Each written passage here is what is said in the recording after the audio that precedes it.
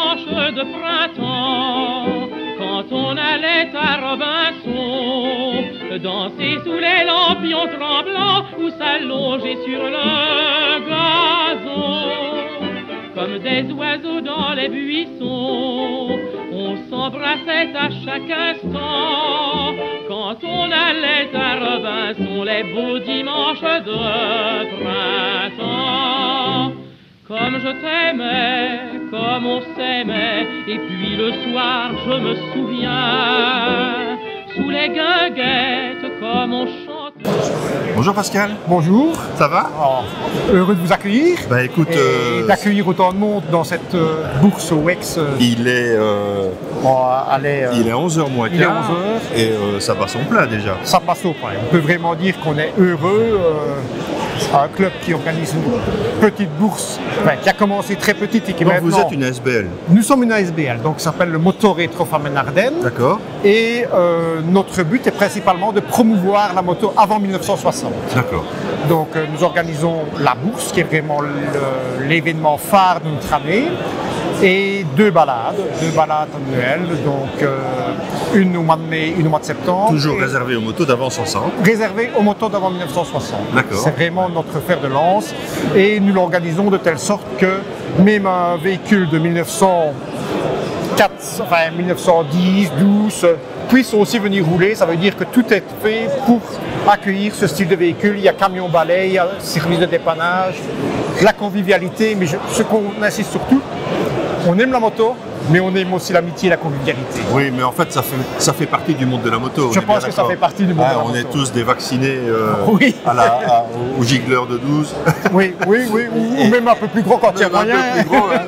Oui. Et donc, en fait, ça, c'est vraiment le bonheur parce que d'abord, c'est l'occasion de serrer des pinces. On est début d'année, ça remplace un peu le salon de l'auto qui est absent cette année, en tout cas au niveau de la moto. Et on voit quand même le monde qu'il y a dans les allées. C'est quand même assez incroyable. L'intérêt que suscite encore la collection, la restauration et la remise en marche d'anciennes motos. C'est ça, l'engouement est là. Je pense que certaines personnes ont été privées avec le Covid pendant un certain temps. Et je pense que la spécificité aussi de notre manifestation, je le dis toujours, c'est un club, mais c'est aussi l'amitié principalement et la convivialité. On ne pourrait pas envisager cette manifestation sans convivialité. J'avais ce matin une cinquantaine de bénévoles qui étaient sur le... C'est la question que j'allais te poser. Sur le pas de la porte pour nous donner un coup de main. Mais non seulement c'était 50 qui étaient prévus, mais j'en avais 70. Qu'est-ce que je peux faire pour donner un coup de main? Donc quand on a ça, je peux vraiment dire que c'est réussi. Est-ce que tu as une idée du nombre de personnes que tu vas accueillir aujourd'hui? Je pense qu'on devrait, donc les dames, les enfants ne payent pas. Oui. Ça, je pense que c'est aussi la dame qui partage. Gentleman. Voilà. Et puis je pense que la dame qui vient et qui veut partager aussi un petit peu le plaisir de son mari, je trouve qu'il y a suffisamment d'efforts, bien souvent. Parce qu'il y a quand même, nous avons quelques dames, même au sein du club, qui roulent, mais enfin c'est quand même une minorité. Donc j'attends 2500 entrées payantes à peu près. Au niveau exposant, j'ai 160 et des exposants, ce qui fait si je me fais en mètres courants, pratiquement 1,5 km d'exposants.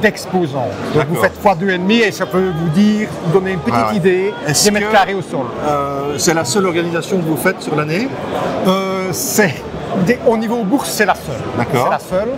Et la date est bien choisie parce qu'on appelle un petit peu aussi la bourse des vœux. Donc c'est la première de l'année. C'est la première de l'année en fait. Et tout le monde l'attend un petit peu. Tout le monde l'attend, oui. Voilà, j'ai parlé de quelques exposants qui ont été assaillis dès l'ouverture, mais avec certains aussi qui ont des trucs, des gars qui prennent des stands mais qui ne déballent rien, mais comme ça ils sont là à 6h30. C'est ce qu'on essaye partie du jeu. Ça fait partie du jeu, mais on essaye de l'éviter un maximum parce qu'à partir du moment où on est obligé de refuser des exposants, ça pose un problème. Il faut qu'on ait le ratio entre les exposants qui amènent de la belle pièce et les visiteurs qui viennent pour acheter.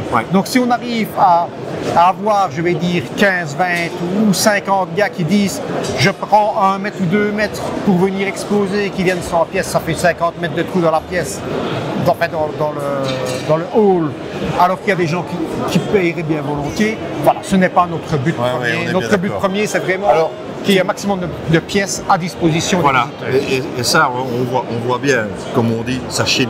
Ça chine, on peut vraiment dire que ça chine. Oui. Alors, tu me parles de motos d'avant 60, ok, mais il y a quand même aussi pas mal de motos exposées qui sont des motos des années 60, 70, voire même 80, qui ont fait quand même la légende de l'histoire de la moto. Oui. D'un côté, on a le bar là-bas qui a l'air de bien fonctionner aussi. De l'autre côté, on a les exposants.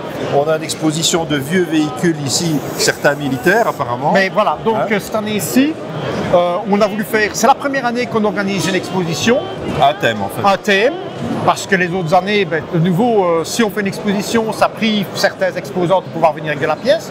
Et ici, on a fait, je ne vais pas dire une exposition minimaliste, parce que les pièces qui sont ici sont quand même 4 pièces d'exception, dont une moto qui a appartenu au roi Albert Ier. Il faut savoir que le roi Albert Ier ne savait pas rouler en moto. D'où les 2 roues devant. D'où les 2 roues devant. C'est un véhicule qui a été fait par la FN pour le roi. Et on l'a retrouvé en Angleterre. Donc le collectionneur qui est propriétaire de ce beau véhicule est ici sur le salon. On voulait faire une exposition sur les 3 roues à moteur FN. Donc voilà, le premier ici qu'on voit en arrière-plan, c'est un véhicule de l'armée belge qui était destiné à être parachuté. Ensuite, c'est un triporteur Spiegel avec un moteur FN M11 qu'ils ont fait à peu près en 500 ou 600 exemplaires, le moteur. Donc, et puis plus loin, c'est un motolivreuse, donc fabriqué à Bruxelles, mais avec un moteur FN d'M70. D'accord. 350. Voilà. Mais le fait de faire un thème, c'est bien. On a croisé tout à l'heure Yves de Manet qui organise quelque chose d'équivalent dans le pays flamand. Tout à fait, un ami d'ailleurs. Enfin, bien sûr, quelqu'un passionné aussi. Et lui aussi fonctionne sur la base des thèmes. Et je crois que c'est une bonne idée parce que ça permet de ressortir des choses des garages et de les faire partager au grand public. Pascal, merci pour ton enthousiasme. Mais voilà. Merci de continuer à croire que la moto et le moteur thermique a un avenir. On est dans une période un peu compliquée. Mais bon voilà, il faut faire avec et il faut continuer à se battre pour qu'on puisse encore pendant longtemps rouler avec ce type de machine. Je te remercie. Voilà, une bourse comme celle-ci ou comme les autres, c'est toujours évidemment une magnifique occasion de se replonger dans le passé, de voir des têtes connues, de voir de nouvelles têtes, de gens qui vous abordent pour parler de leur passion ou de la moto qui dort au fond de leur garage depuis des dizaines d'années. C'est toujours un bon moment à passer en tout cas. Et j'y ai même retrouvé mon AC50 de mes 16 ans.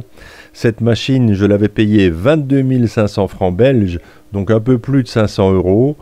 Elle est là affichée à un prix absolument incroyable parce que cette machine sort de boîte, n'a jamais roulé, elle a 0 km. Allez, à bientôt. Moi,